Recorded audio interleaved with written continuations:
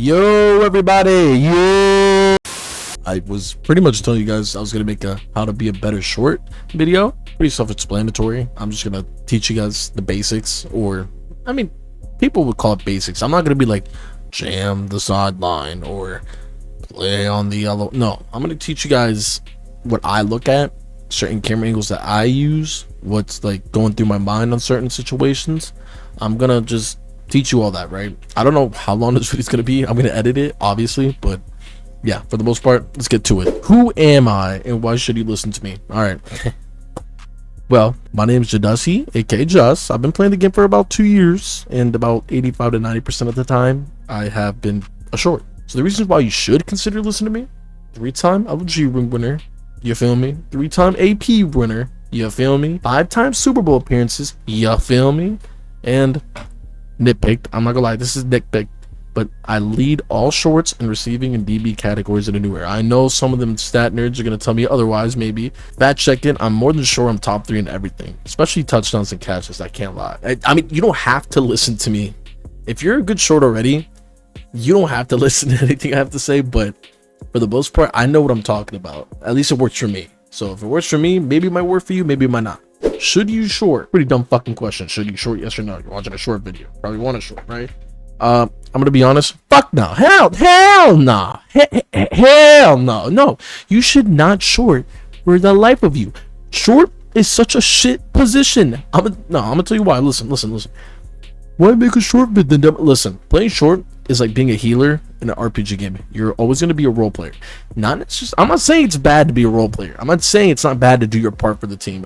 But do not expect any sort of shine. Do not expect to get these crazy numbers.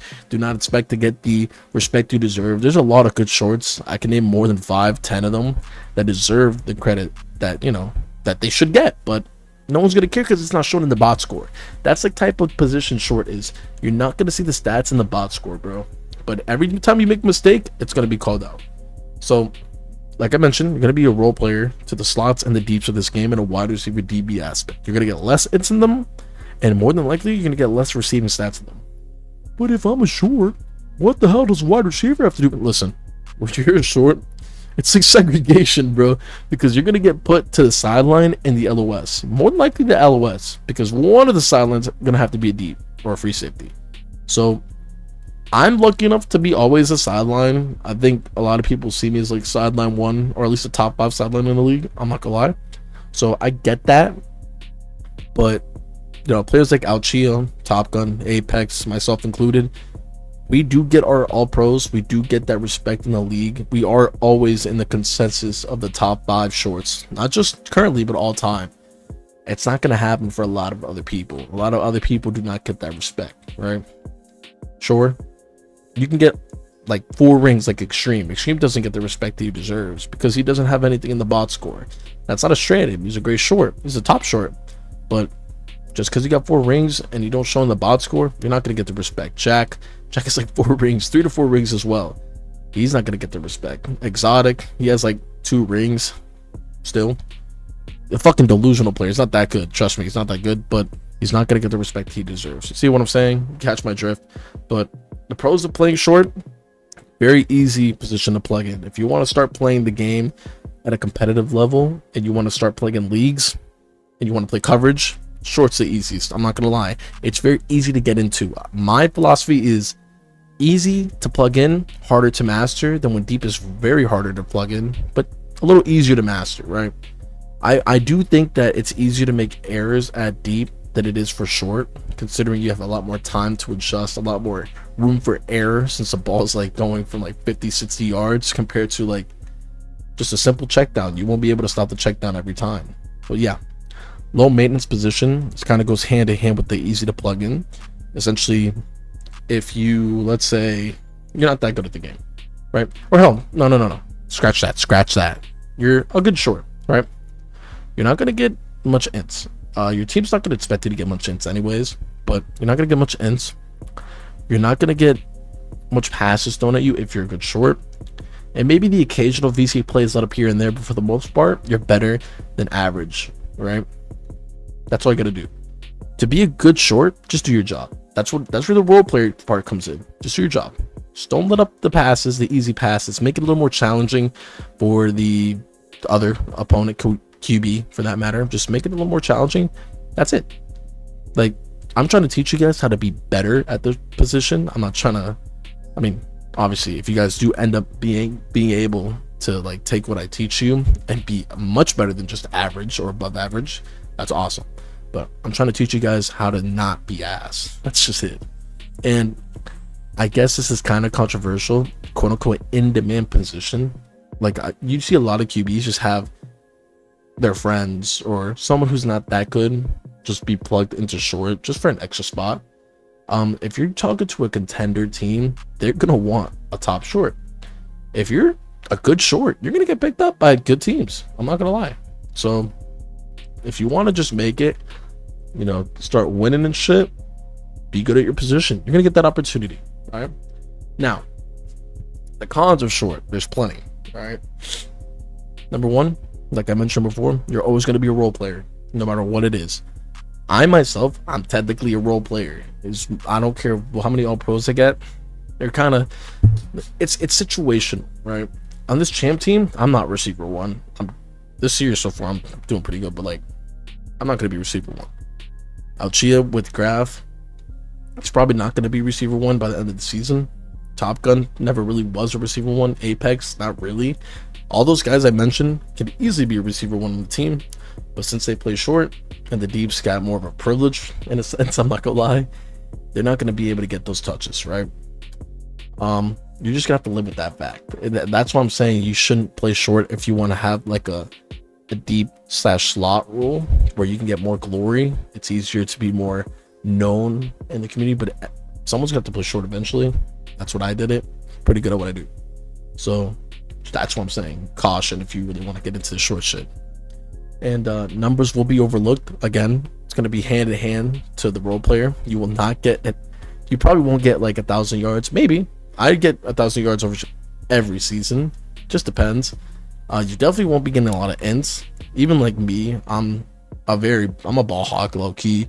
So I get a lot of ints per season. I average about 7 to 8 a season. Not gonna lie. That's really good compared to other shorts. Sometimes we get like 3, 2, 1. Sometimes like a good short season for ints would be like 5, like on some crazy shit. So don't expect to get much numbers. Just this position is not a box score position. It's not a flashy numbers position. Like, it is what it is. So that's all you gotta know. Could get boring. This one's very true. Like I said, it goes hand in hand. So if you're not getting those numbers, you're gonna feel less motivated. You're gonna realize it's gonna be like a plateau. Like, you're not gonna get those numbers. A lot of quarterbacks, good ones, they're gonna notice you're a good short or not, regardless of what numbers you put up. But you're not gonna get the respect you deserve that easily, that quickly with just the numbers. And let alone if you're playing with an unknown quarterback, or if you're playing with an unknown quarterback, just what's gonna happen, right? Sorry, I got the allergies, but for the most part, it's not easy to just be known in a sense, just off known numbers. It takes time, it takes a grind. It's one thing for sure. Just don't stop.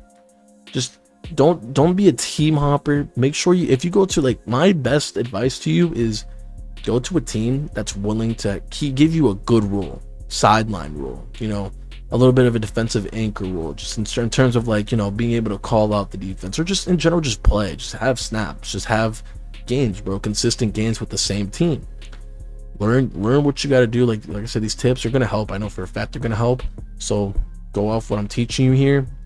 Keep playing, give it like a season or two, then start looking at what other offers you got. Just work your way up little by little. You want to go to more QBs that are, like, for example, like Big Shooter, like Nico, like Platify, like obviously Champ, Graph, all those good quarterbacks. I'm talking about the mid quarterbacks. Not mid as they're bad, because they're better than 90% of the quarterbacks in LFG, but you know what I mean, right? You want to go to them, gain a name with them, and then by that point, just compete. And last thing is, you won't be seen as playmakers, quote unquote. See, I put the quote unquote right there because Alchia is a playmaker, Top Gun's a playmaker, Apex a playmaker. I think personally I'm a playmaker. You got to understand the people I named are top 5 shorts of all time. You won't be able to be seen as a playmaker consensusly. Like you can be a playmaker in a game, in any sort of game. You can make a play, but you won't be seen as a playmaker. Again, you will be. It's just like I said, short is a very difficult position because you're not going to be as respected as these deeps, as these free safeties. How even MLB, by all means, though, you could easily be a playmaker. You don't have to be a role player. Your numbers will be fire if you get the right team, the right seasons. But yeah, that's basically how I feel about the short position. So the minimum required, I don't know why I had a dumbass who's Gunther, but the minimum requirements to at least be a good to above average short minimum is be mechanically decent. I'm not asking you to be at clip Falcon. I'm not asking you to be one of these insane receivers mechanically, but just be good, right? For example, I like to use Vades in this aspect. Vades is very good when it comes to coverage. So his coverage is going to be so good that quarterbacks won't really throw it if it's not that open because it's Vades, right? But he has by far the worst mechanics I've ever seen for a coverage player, right? Who's Gunther beats him in a 1v1. Okay, that goes to show, right? So he just be mechanically decent. I know that obviously the better you are mechanically, the better it's going to be for, the more plays that you can make, but just at least be mechanically decent, be able to time your jumps, be able to know what the fuck you're doing out there, right? Another thing is be quote unquote submissive. Obviously not that BDM shit, but for the most part, essentially just listen to your quarterback, listen to your deep. You're going to be played in a minimal role. Just do what you got to do. Don't be such a hard ass. Just play the game, bro. Just listen, right? Prioritize conservativeness. This one I stress a lot. I wish I put this bitch in bold, bro. The one thing about a lot of people at short that they don't understand is that they want to make the plays where you get ends. They want to make the plays where you make that crazy dumb read that no one expected you to on the middle fold. They want you just like the aggressive play style, just hugging that LOS and getting a pick right there. No, hell no. That is not the way to play short. Okay. First of all, if you want to play an aggressive play style, you have to be in the same page as other players so that they can also, cadence to that. You as well. Conservativeness is in play a window. I'll be explaining more about windows and gaps later, as you can see right here. Being able to just space out between the fold and the LOS, all that other stuff. Swatting is very important. Like I mentioned, it'd be cool to get the int, but rather get a stop than a first down or a big gain. Just be conservative, learn how to master conservativeness, and then after that start reaching out to that aggressive aspect. All right, I'm not saying here like just play like a fucking pussy, conservative wise, play like a pussy in QBBs or like labs and shit. I'm not gonna be against it though, because you're still fucking stopping people, but just play conservative, master that, and then after that you'll be good to go. Lose the ego, pretty similar to what be submissive is. Don't be a hard ass. Don't start talking shit. Don't make enemies. Connections is your best friend in terms of getting far into this community. You don't want to fucking go out and just be like, I'm the best short in the league. I'm so good. Fuck you, fat ass Gunther. like make friends. You won't be able to go to these major teams unless you have the connection. No matter how good you are, you could be at clip, like talent wise, but if you don't have the connection, fuck all, bro. It doesn't matter. So just lose the ego. Be neutral. Once you get that status, once you're good enough, then you can start talking your cheddar. But yeah, understanding gaps and windows, I'm gonna go a little more further in this a little later, but essentially I'm just gonna be teaching you guys about how to play gaps in the red zone. Gaps kind of also go hand in hand in the open field, like around the 50 or the opponent's 25, but very important in the red zone. And windows is basically how well you can cover the fold in the LOS with a small window for the quarterback to hit. And a willingness to learn and improve. Obviously, if you didn't have this, you probably wouldn't be watching this video, but a good example of this is that, let's say you're a good short, right? And you see Pulse, Peanut, right? Pulsable in chat. You might think you're better than him. You might actually be his fucking dog shit, right? But you might think you're better than him, and he thinks he's better than you. But there's something that you could probably learn from Pulse that you probably won't learn from anybody else. Not even from me, right? Let's say I'm just saying, for example, right? Try to not be like, a hard ass thinking that you're the fucking alpha wolf, the lone wolf, bro. No, bro. Like, just go ahead and ask people. I'm sure if you talk to Chris, if you get the chance to talk to Ouchia, bro, you ask him a question, he's gonna answer your question, bro. He's passionate about the game, he's passionate about the position, bro. Ask him, he'll probably help you. So just don't be a hard head for that, bro. It'll be fun. And this quote right here by Little Jeffrey: I'm a lover, not a fighter. I go about this every day in my life. I don't know I don't know why the fuck I did this, but it's a beautiful quote. All right, it's a beautiful fucking quote. So now we're gonna get to the good stuff finally. I know you guys are fucking sick of me talking about this shit.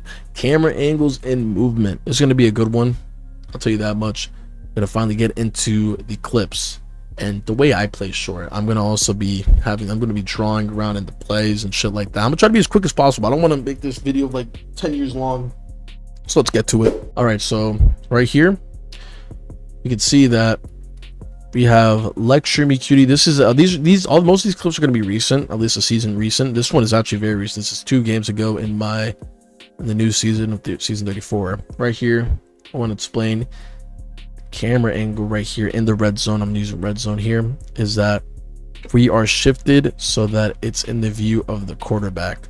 I like to do this just simply off the fact that I'm showing the quarterback that, hey, I'm looking at you. My hitbox is bigger. It's gonna look a little more covered. I know it might be a placebo, but like that's how I do it. And essentially, I kind of like to run this in for the receiver and then go back out to my gap. This is the gap right here that I'm talking about. For example, as a short, the number one rule, and I can't stress this enough, the number one rule is do not let out the outside play, no matter what the fuck it is. I don't care if they do a fake out in. That is not your gap. This inside right here is not your gap. This outside right here is your gap. Okay, I'll show you a good example. Say Verizon. I'm gonna use Verizon. Actually, no, this is receiver right there, but I'm using Verizon anyways. Say Verizon runs an out, correct? This is where he comes into my gap. I play right here where I'm at.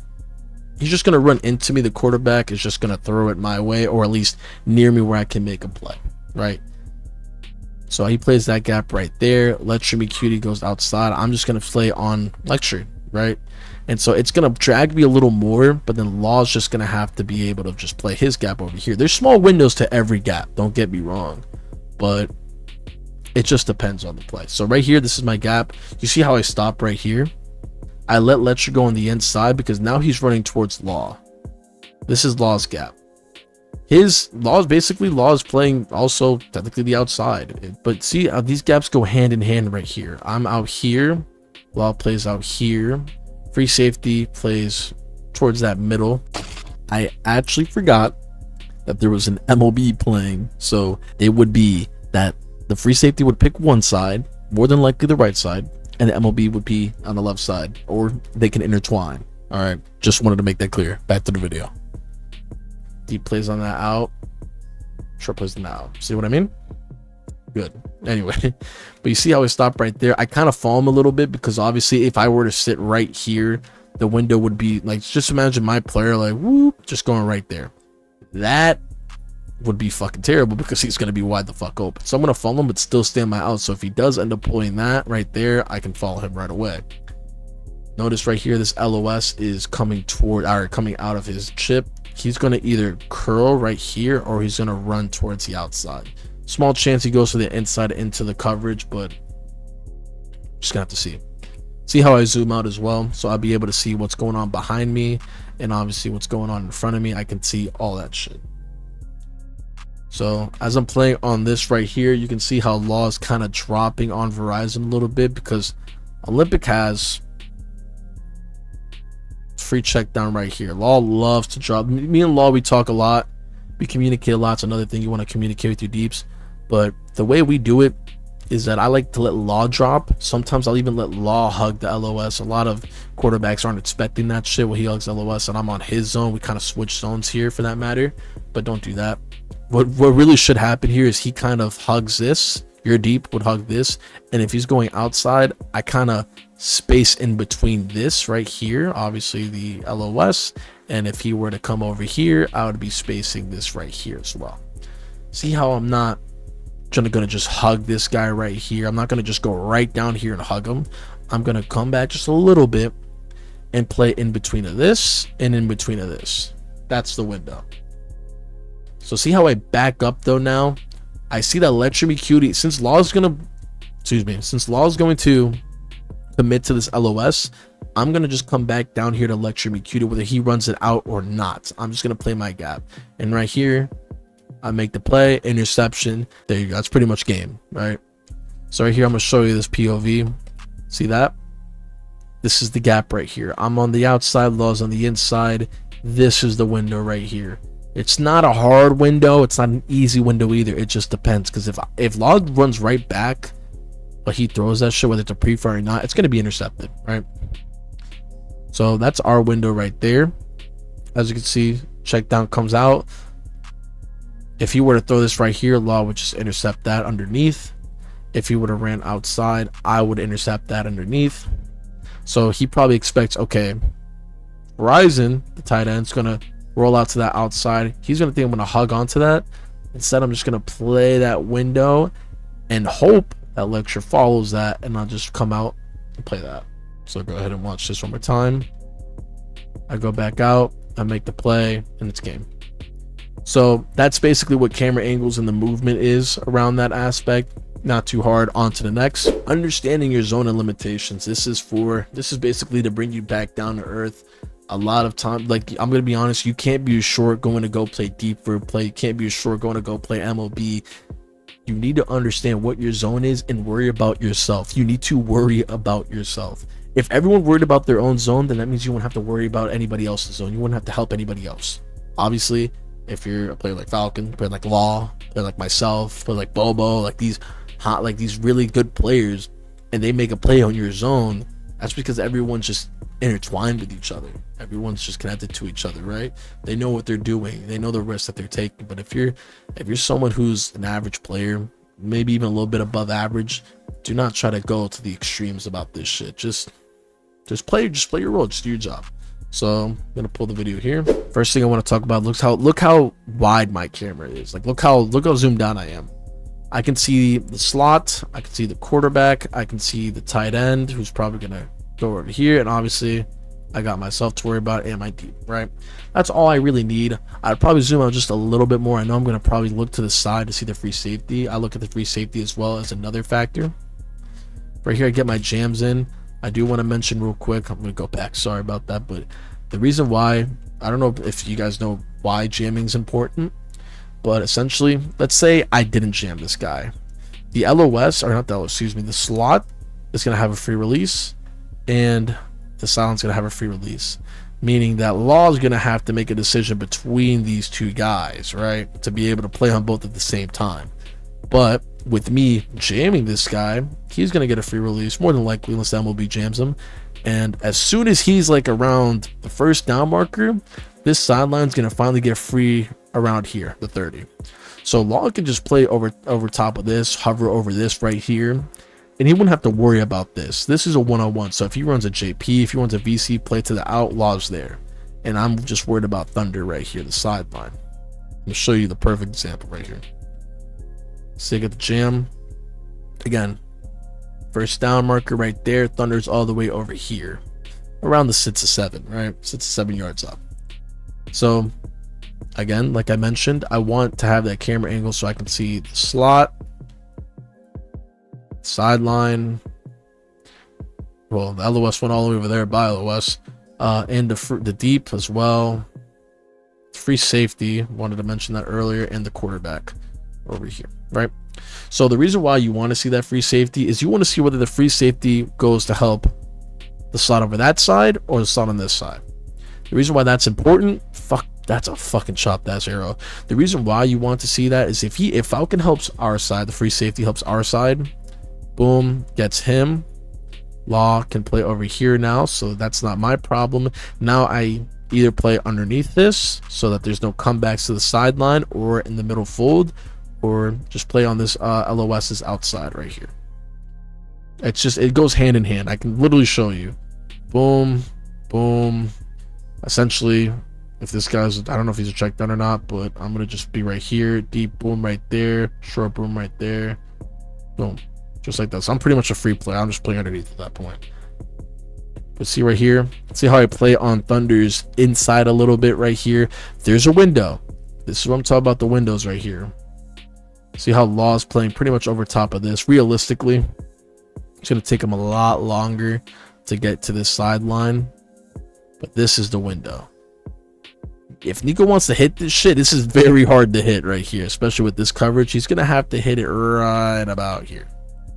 Right about here. Because Law's playing over top of that, and I'm playing underneath that. He can't throw it under, otherwise it's mine. He can't throw it a little over, otherwise it's Law's. Right? But here I'm playing on the inside because mostly sidelines go on the end. Right here. See how I just cover the fuck out of that? Usually quarterbacks don't throw this shit unless it's a third down VC play, and usually those VC plays range from here to this first down marker all the way to this 5 yards just to make it manageable. But you see how I play that? This guy kind of fucks him up. But you see how I can see that this guy runs a comeback. This is open field. I just play over that and I intercept this. It's kind of unlucky that the sideline did that, but I always play on that inside first so I can give him this route right here and then back out like there. That's usually what those sidelines do. That's usually what I do, but that really works best for sidelines. I usually play on that in right away and I kind of follow them back, but this middle was so open I decided to just commit to it. And just like that, this right here is a interception. I'm going to show you from the QB's POV just so you guys can see what the fuck's going on. Boom. I'm going to go back just a little bit on that. See the coverage right here. LOS is right there. I'm at a point where he throws the LOS right away. I can at least get him to tackle him at most 7 yards, which is great. Being able to play coverage on that full so it's not the easy read. And again, usually Law can make this read right here on the comeback, especially since Falcons over top. But he's also kind of worried about this right here because I ain't giving you a lot of cushion. But play that right there and I make the play. Obviously, he probably could have caught it, but that's a bad ball nonetheless, right? And I do want to let you guys know that reading the middle is very, very risky. That's not conservative shit, but I'm telling you, that's where you understand your zone and your limitations. That right there is a limit. Like, you can't, do not go to the other side slot and make the play on the comeback. Usually you don't want to make the play on the comeback. You let your MLB do that.